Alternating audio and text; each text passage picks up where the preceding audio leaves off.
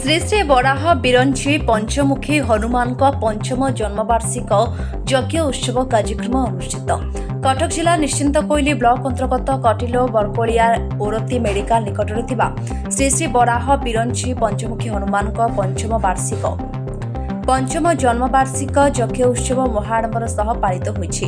3 दिन धरी यज्ञ खूब धूमधाम सह होइतिला एवं आज पूर्णाहुति दिवस रे हजार हजार भक्त श्रद्धालु माने योगदान करी बराह बिरंची पंचमुखी हनुमान पाखरे आशीर्वाद कामना करथिले। यज्ञ अनुष्ठान मुख्य हृदानंद राउत, गजेन्द्र मल्लिक, रमेश नायक, विजय नायक, सनातन साई और समस्त कार्यकर्तांक तत्वावधान कार्यक्रम अनुष्ठित होइछि। ब्यूरो चीफ ज्योतिरंजन पट्टनायक सह Balram Sahu report am media 24। मो ना चैतन्य कुमार पंडा, घर कुटिलु। सब से भगवान इच्छा प्रभु पंचमुखी दयारू ये पंचम वार्षिक उत्सवटी बहुत सुंदर भाव में बहुत आनंदमय परिवेश मध्य बहुत भक्त भावनार परिवेश मध्य चली बहु लोकंकर एटी समागम हुए। प्राय आमर 2000 ऊर्ध्व लोक एटी समागम होती, भक्त आसती।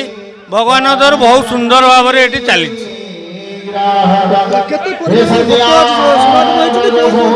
वर्तमान सुधा 1000 ऊपर लोक आसीगले। प्राय 2000 ऊर्ध्व लोक एठारे उपस्थित रहती। मो ना हूँ प्रशांत कुमार पंडा।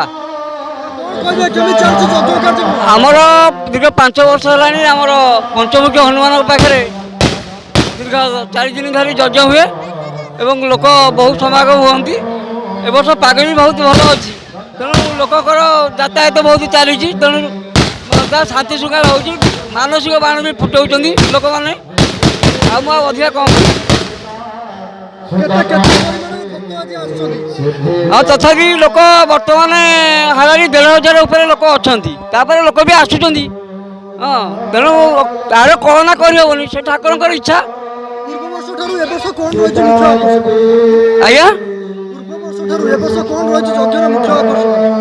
ए वर्ष आमर प्रतिवर्ष तो मेन हूँ बाबा आरती आरती मुख्य आकर्षण। तापर आमर मानसिक बाण फुटुची, गछ बाण प्लस स्टार बाण, विभिन्न प्रकार बाण फुटुची। हृदानंद राउत। कार्यक्रम सुचारू रूपे चली। आमर ये तो 5 वर्ष है चली एमती अनुष्ठान जाओ भलरे भलरे चलती। कर्मकर्ता मैंने बहुत सहयोग कर ग्रामवासी मैंने सहयोग ये कार्यक्रम चली। महावीर बहुत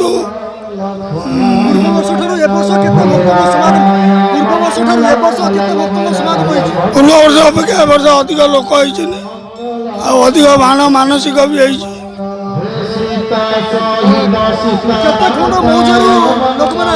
आमर 3टा 4टा पंचायत लोक आसती।